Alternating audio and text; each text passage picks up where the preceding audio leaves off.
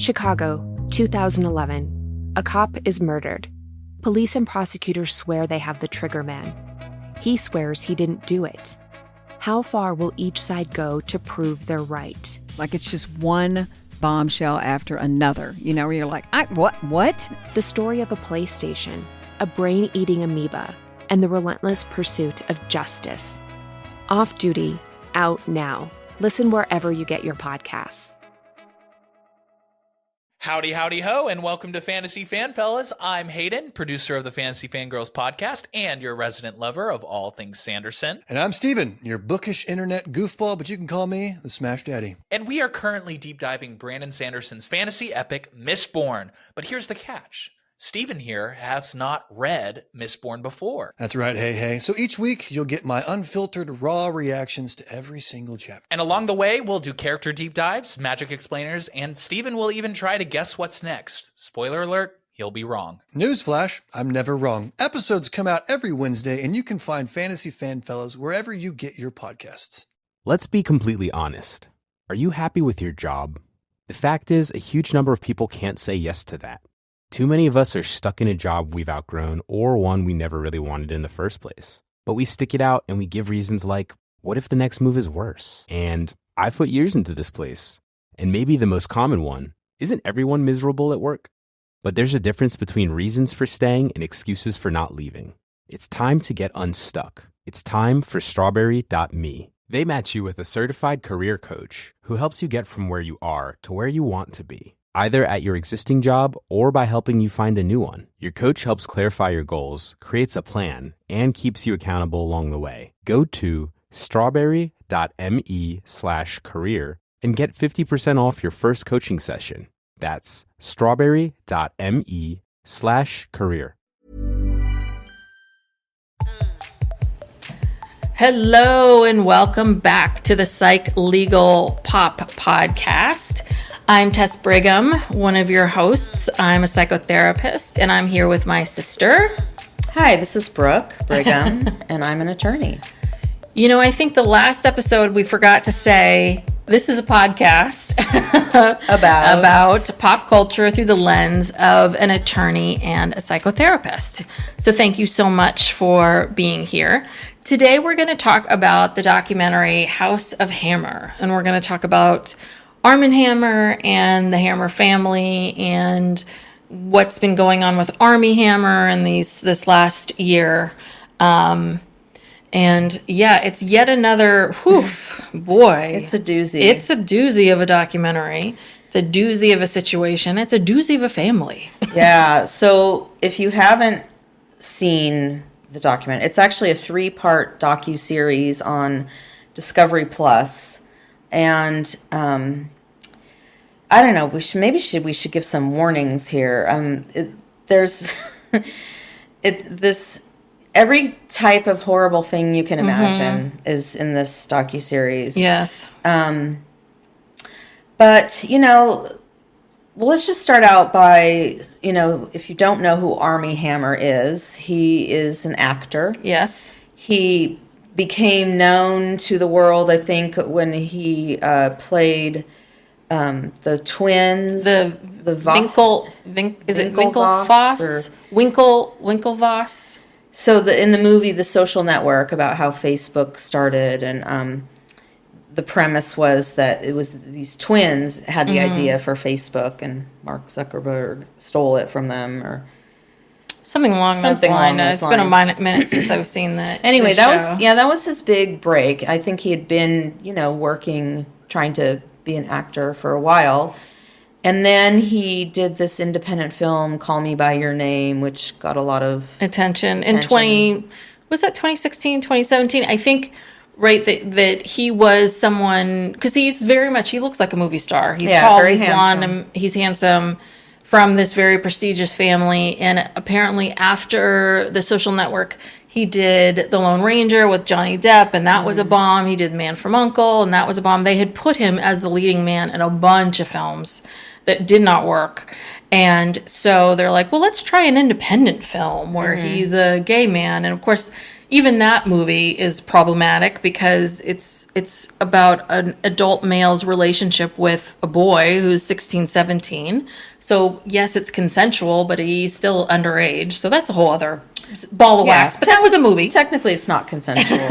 But legally. Yes. So, but that was a big deal. Oscar buzz. He was, the thing. But he hasn't really been doing much. No. I don't remember. I know that his wife had a bakery in Montecito. He's from this very prestigious family. The wife is very beautiful. He has 2 kids. And then all of a sudden, the pandemic hits, and he and his wife get divorced. They announce that they're divorcing. And then less than a year later, some stories start coming out about Armie Hammer, about him, with starting these relationships with several young women that are, I don't even know how to begin, where he is talking about BDSM and cannibalism and, making comments like, I want to remove your rib. Find a doctor to take out your rib and eat it. Barbecue it and eat it. Barbecue it first, sorry. So I think it started, from what I saw, some texts leaked out that he had sent to these women. And then slowly, more and more women were coming forward. Realized one person said something, yeah. Yeah, their stories were started to come out. And they also corroborated each other and supported each other. And that's how it really started to take off. Because the first person, I think it was House of Effie, she is the first one who started talking about this, and then people started calling her a liar, and then someone else came out and said, no, wait a second, I have the exact same story, exact same texts. Right, and then some people discovered, wait a minute, there's a book that was written by his aunt, Casey Hammer, and she wrote the book many years ago, 10 years ago or 15 years ago, and it was all about her family, the Hammer family, and she did it as a therapeutic thing to try to heal from all of the trauma of her childhood. And in the book, she talks about her father and her grandfather, kind of exhibiting the same types of behavior. And so then it all started getting put together. And so just to give a little more family history, so Armand Hammer was a Russian Jewish immigrant to this country. He didn't have money right away, so he had one child with his first wife. He only had one child, and it was actually his third wife who had money, and she gave him money to invest in this petroleum company, Oxy Petroleum. And he made a lot of money. And people talked about him like he was a billionaire. But then when he died, they discovered he didn't really quite have as much money as people thought. I think he only had $40 million or something. Only $40 million. Only $40 million. But people kept calling him a billionaire. But more than the money, he was just somehow very powerful and was friends with everybody, knew everybody, was friends with presidents. Charles and Diana were some of his biggest. He, gave money to their charities, and so they were friendly with them and hosted them when they came to America. And so he was very powerful in the sense that he had, friends in very high places. He was friends with President Kennedy. Well, he was also part of the Nixon Watergate scandal. Because I think he paid someone off. Yeah. He paid someone off during the Nixon scandal. Then he got in trouble for it. And then Bush, the first one, George H., pardoned him when he became president. Because when he became president, of course, Bush was friends with Armand Hammer as well. Yeah. So it went on and on and on. But he amassed there's also some, they got into it a little bit in the documentary about that it's possible that he was part of the Armand Hammer, or Armand Hammer's father was part of the Communist Party, and that they were selling secrets, and it very, very shady. But He amassed this fortune. He had a son, Julian, who it sounds like he never really accepted completely. Like he had a paternity test done. Like I think that he didn't know if Julian was really his son, but he was. And Julian had 2 children, Casey and Michael. And Michael is the father of Armie. Right. So, and then the dysfunction just goes way back to the beginning. So Yeah. It did not start with Armie. So the son, Armand Hammer's son, Julian, it seems like I don't think he ever I don't think worked he did anything. or did anything. No. He was just, kind of a rich kid.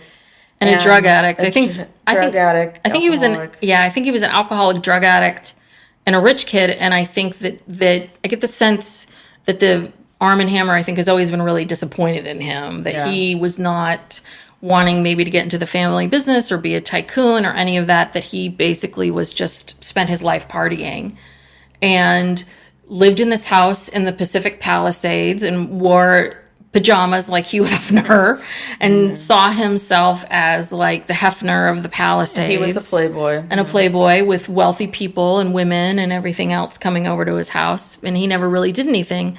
But Armie Hammer, because he was the head of this household, he controlled everything with the money, so there was always some drama with money. And Julian, it was Julian who he killed somebody. Yes. And his father paid off somebody, and then miraculously the charges were reduced from murder to manslaughter, and he didn't didn't do any prison time or anything. But that was the kind of power, and especially in Los Angeles, and so like if the police were ever called to their house or anything like that, they would show up and they would go, oh, this is Armie Hammer's son, and they would just leave. And so Julian married and had the two children.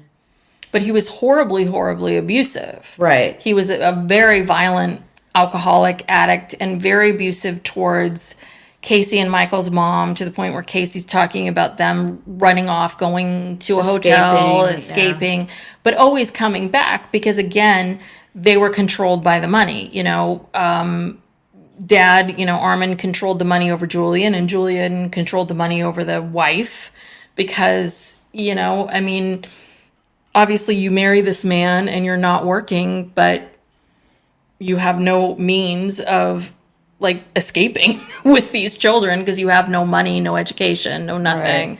It's At one point, the wife, I can't remember her name, but she left with her daughter, Casey, and they didn't return. Yeah. And only had to pay the mom like $200 a month or something. Right. And child support because Armand Hammer hired his son, one of the best lawyers, and they managed to screw her over. Right. And then the son, Michael, Armie's dad, stayed with his father, Julian, and just kind of became part of this playboy lifestyle. And, he, as a teenager, was just partying alongside his father. Yeah. And Casey eventually started going back there to, visit. But, yeah, Julian was violent. He was violent. He'd get totally drunk, high, whatever, just go on these violent rages, just out of control, horribly abusive. He apparently was not only physically abusive, but he was molesting his daughter, Casey. Which she doesn't get into in the documentary. I don't know how much she gets into it in the book, but she does say she does. Yeah. Well, no, she talks about being sexually abused by her father, but in the documentary she didn't get into it. She was just like, that's all I'll say about that. She didn't give details, but she did confirm, because they asked her, were you sexually abused by your father? And she said yes. And but she also had this loyalty to him. And when he was old and he was dying and everyone else had fallen away, she was the one who took care of him, even though he was still abusing her. She tells this story about how she was staying with him at his house. She said she was staying with him because she was afraid he was going to kill himself. But he was every hour on the hour waking her up at night, pointing a gun to her head, and just all these strange things. And she stayed, and so.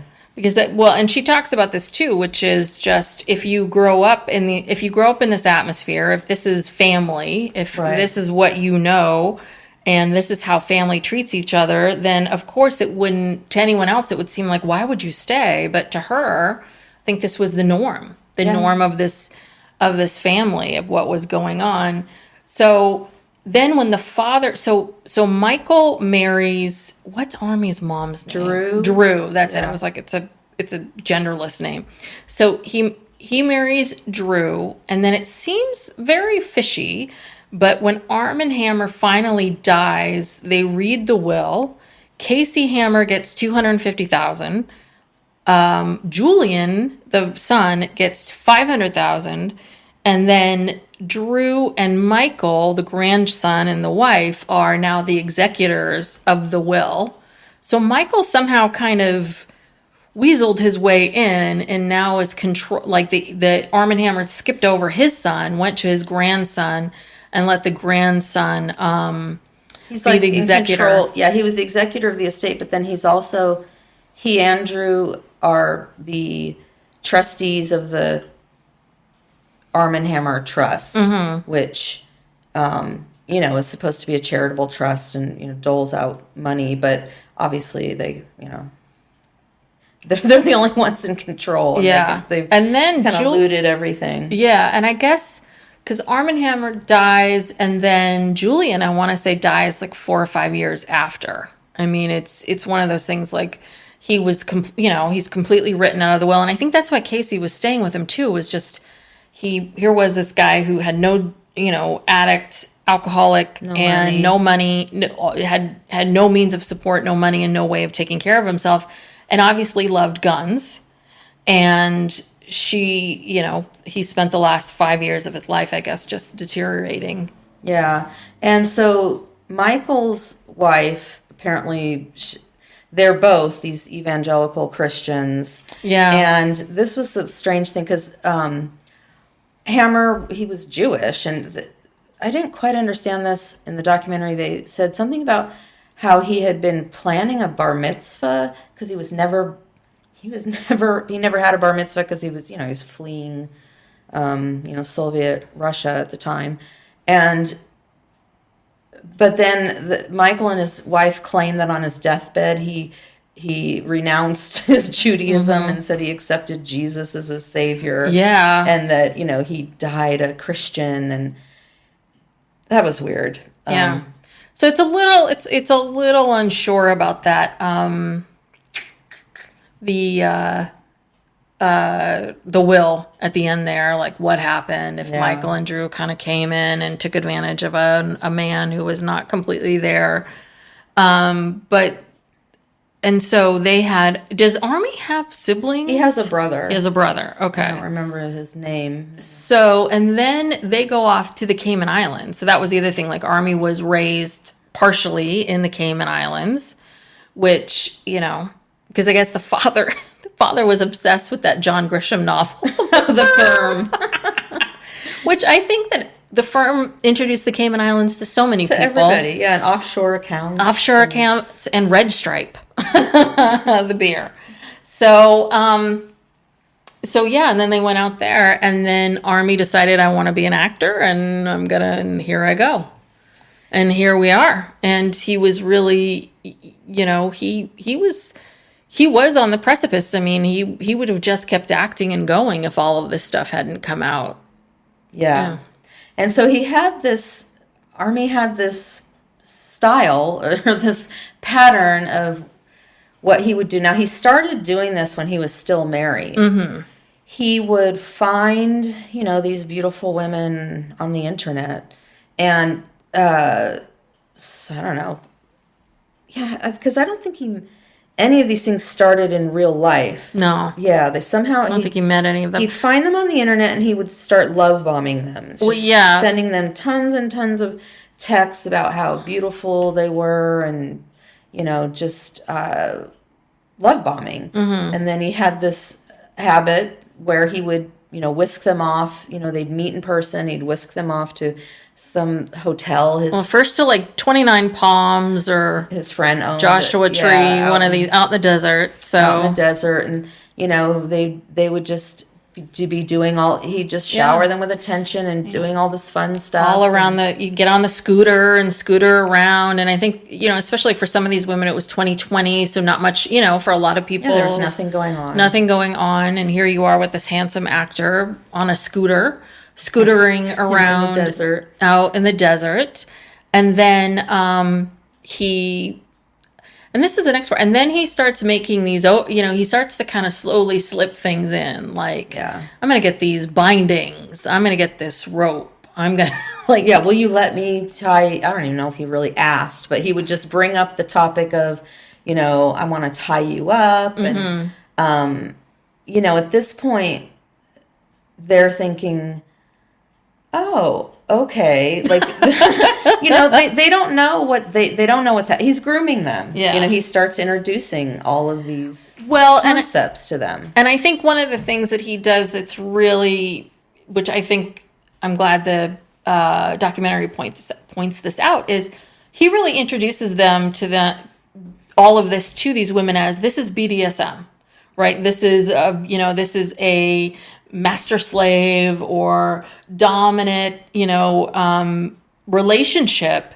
And so I'm going to be the dominant and you're my slave and this is BDSM and, let's get the ropes and let's do this and that. So I think he sells them this idea of, much like Playboy did, which is like, this is sexual fantasy, this is freedom, this is this, I'm into this kind of stuff, like 50 Shades of Grey, right. Isn't this cool?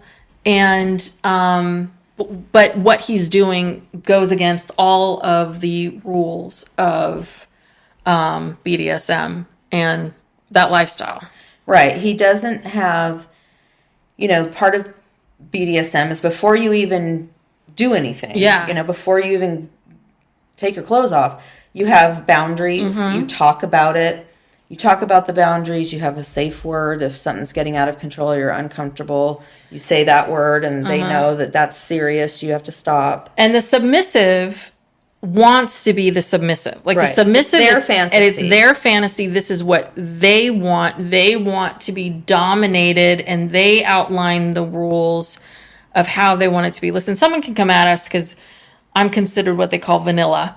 So I don't know the ins and outs of this, but I've had clients over the years who were part of these communities. And the one thing is, it's so funny. People talk about like polyamorous relationships and talk about, non-monogamy. And what I always say to people is that you've got to recognize that none of the backbone of all of this isn't sex. It's actual communication. It's talking. Like if you're going to be in a non-monogamous relationship, you're going to have to communicate. You have to know what your feelings are. You have to be able to say what your boundaries are. You have to be able to feel comfortable saying what your boundaries are. The non-monogamous, polyamorous, like these relationships work because the people that are a part of them are, number one, agreeing and want to be a part of it. But number two, they are communicating and talking about everything all the time, probably more than people even think they thought they would. And I think this is the thing about the Armie Hammer stuff that is so wrong is that he comes in with this idea of like, ooh, this is kinky, this will be this and that. And really, he's just... You're being a predator. You're being torturing. You're a rapist. He's torturing them. And like he introduces things to them while they're tied up. Mm-hmm. So which like is so wrong. One woman was talking about how, as she's tied up, she's completely helpless. And he just tells her, I'm going to carve my initials into your body. And he literally got a knife and carved an A into her flesh while she's tied up. Yeah. So this was not BDSM. No. This was just him dominating, torturing, controlling, treating these women as if they weren't human. And it was a pattern. Yes. In that all the men in this family treated women, especially, horribly. They were just abusers, and that's what he was doing. Well, and one of the weird things, and some of the women talk about this, is that they would be dating Armie, and then he would introduce them to his mom. It was so weird. Like, two of these women who he had pretty short relationships where he met them on the web, short relationships, he introduces them to his mother, which seems bizarre. So I was like, what's her part in all of this? Like, why do you know what I mean? It's like, what is your mom in all of this? That you're like, is this part of your mom's kink too? Like, does your mom want to meet these women secretly? I was trying to understand this. Like, you don't need to, these women aren't begging to meet your mother. Like, you're the one who was introducing them to your mom, knowing that you've got someone else on the side over here you're going to introduce to your mom to. It makes zero sense. Other than, is mom a part of this, or is this some weird part of your fantasy where you want to introduce your mom to these women and then go home and tie them up? I don't get that. Yeah, because the main victim that is in the documentary is this woman named Courtney, and the documentary follows her whole relationship with him. And yeah, she said that when she met his mother, like a few weeks after they started dating, she said that the mom revealed some very private information that about the dad. Yeah, because about Michael. She said something. She was making excuses for Michael and saying something about, well, he can't help it. It's because he was abused, or I think she disclosed that he had been sexually abused. Yeah, must have been Julian, maybe. Or someone else party, someone who was at one of these. Oh God, that's parties. Right. He was at these house parties. Yeah. Oh, and the parties that were there, it was like they were orgies and like cocaine at the door, and these drug fueled. So yeah, he probably was abused by all kinds of different people. But so the mom seemed to she seemed to be sort of in on it. Yeah, it was kind of part of it. Very weird. I don't quite understand that, but. Yeah, and he had this MO, and he did this with Courtney, and then he did it with the other girl, which I forget her name, the model. Very pretty. They're all really beautiful. Yeah. All of these women. I feel like the one that was House of Effie, I think that she never met him in person. I think these were all of these exchanges back and forth. Oh, yeah, because at the end they showed her living in New York, and... Yeah, she said something about how, thank goodness I never actually met up with it, because she got some kind of a, weird feeling, and it was like, no, he was pursuing her, and she decided not to. But yeah, and then there was that other girl. It's really bothering me. I can't remember her name, but yeah, they had no idea what they were getting into. They just knew this guy's famous, and he's showering me with attention. Yeah. And even then, like, they knew when he started hitting them up, they said, like, oh, but I knew he had a wife. I knew he had children, and I thought that was weird. And, I mean, I'm sure that there were other women that went with him knowing that he had a wife and children. But, yeah, I think they went into it thinking like, oh, this is fun. This really famous person is interested in me and wants to be with me, and isn't this exciting? And then all of a sudden this happens. And what's interesting is none of these relationships last very long. I mean, he must go from 0 to 60 pretty darn quickly. Yeah. There's not a lot of build up. Because he's abusing them, and then they go, oh my God, and they split. This is, it can't last very long, because once you do that to somebody, they're gonna leave.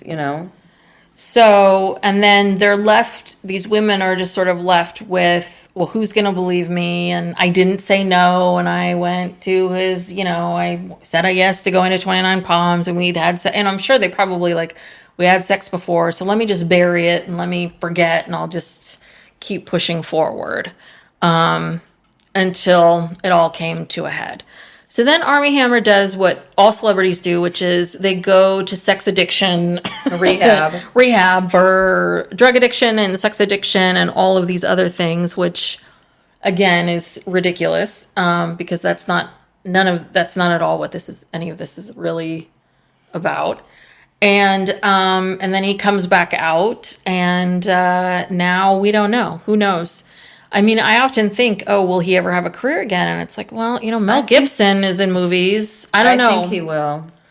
And there's more and more. I don't know. People still want to. I bet you people still are hiring Bill Cosby to come and talk at their thing, or I don't know. Roman Polanski kept getting work. I mean, Woody Allen. I don't know.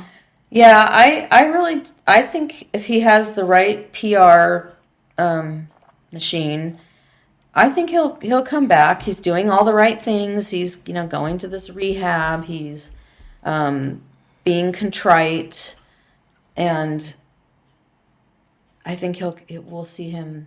You think we'll see him again? Some kind of he'll probably start out with some sort of small independent film or something like that. But I think if he wants to come back, I think he will. Yeah. I don't know. The whole thing is it's just yet again another whole generations of men who just can get away with whatever they want, and we just keep pushing forward. Yeah. What else is new? Yeah, I mean, obviously, when he was growing up in the Cayman Islands, whatever he saw his father doing, we don't really get the documentary. Spends a lot of time talking about Julian. Not so much about Michael, what was going on in their house that sent Armie the message that whatever you want, you can just have, you can take, you can use people. I don't know, that was kind of a missing piece, I thought. Yeah. That's why I wonder if it's both mom and dad. If you're introducing people to mom, what's happening here? And then we don't know anything about Armie's brother. And so was he unaffected by everything? Is the brother able to just jump out of this okay? I don't know. Well, maybe we don't see the brother because he doesn't want to have anything to do with these people. Yeah. But yeah, his aunt, Casey, who wrote this book, she put it all out there. She spilled the whole thing, and all the details that we've been talking about and that are out there now. They all come from her. Yeah, and she has she talks about this not having a family. She has no family. They've really she's the persona non grata. She's pushed out. No one really talks to her. Yeah, I feel for her. Yeah, Michael told her when she released the book that basically, you're done. I'm never speaking to you again. You're not a part of this family. And so, she has nothing to gain by with any of this. And I'm sure it's very embarrassing for her. And well, yeah. I mean, and you can see what is she, in her 60s? About 60-ish. 60s, and just how visceral. And I mean, that's the one thing you see with these documentaries and about trauma and pain is that when you talk to someone about it, it's almost as if it's just happened the day before. I mean, it is so, while people heal and they get better and they move forward, the feelings are just always right there on the surface. And that's the thing about trauma is that it doesn't ever really truly go away. It's about how you choose to think about it and process it and feel about it. Mm-hmm. That's really what changes for people. But I am always amazed when I see, between this documentary and the Playboy documentary and all of them, women in their 50s, 60s, 70s who are reliving moments that happened in their 20s as if it happened, yesterday. Yeah. Because it's always so there on the surface. So, I don't know. It's what is going on? I think the thing is obviously all of this has been happening under our noses for decades and decades. Since time began. Since time began. And I don't know. I just feel so stupid and naive God, wow, we were really I feel very lucky. I feel lucky, yeah, because yes, all of these stories, you just think, oh my gosh, I'm so lucky, thank God, like. Yes, but it's depressing because when you think about, like you said, the number of people just living with this kind of trauma, yes, and have never been able to speak about it, and we're in a time right now where it is safe to speak about these things. Suddenly it's okay. It's okay to talk about these things. Right. Yeah, you're right. Because there are so many other people who've been through it, and we're all now being brought together by the internet. And, one of the good things about the internet is people realize they're not alone. Mm-hmm. And they don't have to just suffer in silence and wonder, like, am I the only person who feels like this? So that's one good thing. Well, did you read the book, Oprah's latest book, What Happened to You? Yes. And so I think that's really important when they talk about, she wrote this book with, and I've forgotten his name, Dr. Bruce, God, I can't remember his last name, but he's a he's a doctor. He's a neuroscience, I don't know. Neurosurgeon or not a surgeon. Oh, like a neuropsychologist? No. Like psychiatrist. Sorry, this sound like real idiots here, but he's a brain doctor. He's a brain doctor. And so in so many ways, he's a brain doctor, very bright. He studies children, and what he in the book is very much about this conversation in a way between Oprah and this doctor, and they're talking about, for so long the attitude was, what's wrong with you? Right. And the attitude now is, or what we need to be saying to people now is, what happened to you? Not what's wrong with you, why do you see the world this way, or why are you the way you are, but what happened to you that got you to this place? Because we're not born like this. We're not, certainly, there are these exceptions where people are born with something off, and then they get into the right setting, and then that just helps it explode, right? These serial killers and that kind of thing, that's a different, separate, we're going to push those aside. But the majority of the people that are born, for example, when Julian was born, or Michael was born, or Armie was born, they were not born with this drive and desire to treat women this way, to tie people up without their consent, to do these things, that it's something has happened to you that got you to here.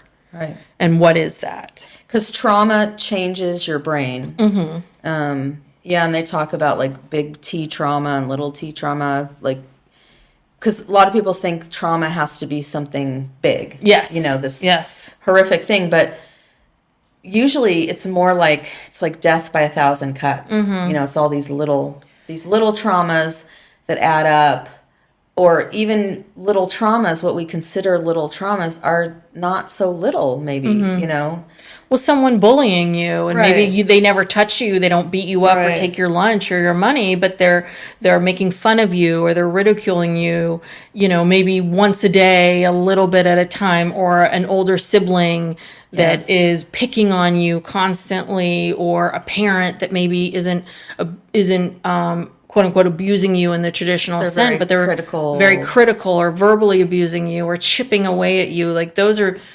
people are experiencing these variations of what you're saying, the big T trauma and the little T trauma, all the time. But it's I think the other part of it is, and I think what we're seeing a lot, especially with these women in these documentaries, and what they're talking about is they're having these traumas and then going to the powers that be, and the powers that be are shutting them down and saying, no, that didn't happen, or no, that person isn't going to be punished for this. And so that trauma, so now they're traumatized again and again and again and again and again. So, and then if you have to live with, if the people who abused you and traumatized you are your family members that you can't get away from, and the whole family part of it, they've now know that trauma does change your DNA. Yeah, well, there's another great book I highly recommend, The Body Keeps the Score. And it's also another great book about how trauma stays in our bodies, and it just kind of sits there. And I think we see this a lot too, where people do things like massage, when people start getting into this mind-body connection and doing this kind of body work. There's a lot of people out there that are doing different kind of, a lot of therapists out there, somatic therapy. And what they're doing is they're getting people up on their feet and like moving your bodies and your body in a certain way and doing certain breathing exercises and doing things to, to help them process the trauma. Yeah. Cause it's generational. Yes. And you see that just with generations of, people who live in oppression. Yes. If you're an oppressed you're a minority or whatever, like that stuff gets passed down. And obviously in this family, in the Hammer family, obviously it's environmental, that they're all being raised in the same soup of stuff, but it also gets passed down genetically. Yeah. So, and I think what's interesting about the Hammer, the documentary, and just thinking about this family is we have such this idea of, like bad things happening to, the family with the single mom and in the living in the lower class neighborhood.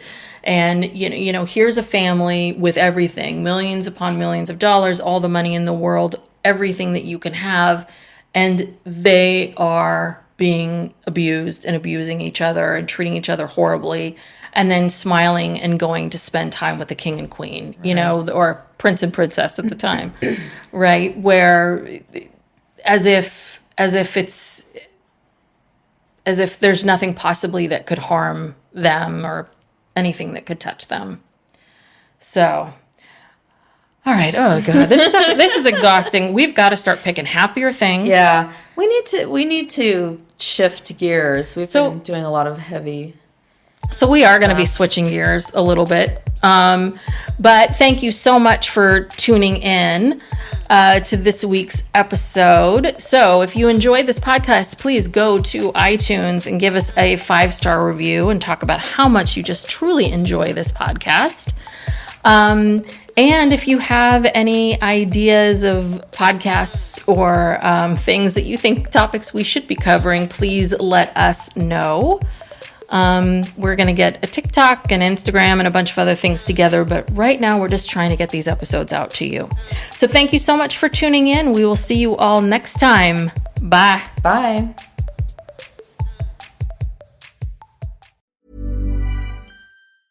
This message comes from Jackson. Taxes aren't something you can only think about once a year. With investments, planning for tax day is year-round. Fortunately, Jackson offers tax-efficient products. Visit jackson.com for more information on how our products can make your tax bill a little bit less painful. Jackson is short for Jackson Financial Incorporated, Jackson National Life Insurance Company, Lansing, Michigan, and Jackson National Life Insurance Company of New York, Purchase, New York. Howdy, howdy, ho, and welcome to Fantasy Fan Fellas. I'm Hayden, producer of the Fantasy Fangirls podcast and your resident lover of all things Sanderson. And I'm Steven, your bookish internet goofball, but you can call me the Smash Daddy. And we are currently deep diving Brandon Sanderson's fantasy epic, Mistborn. But here's the catch. Steven here has not read Mistborn before. That's right, hey. So each week, you'll get my unfiltered, raw reactions to every single chapter. And along the way, we'll do character deep dives, magic explainers, and Steven will even try to guess what's next. Spoiler alert, he'll be wrong. Newsflash, I'm never wrong. Episodes come out every Wednesday, and you can find Fantasy Fan Fellas wherever you get your podcasts.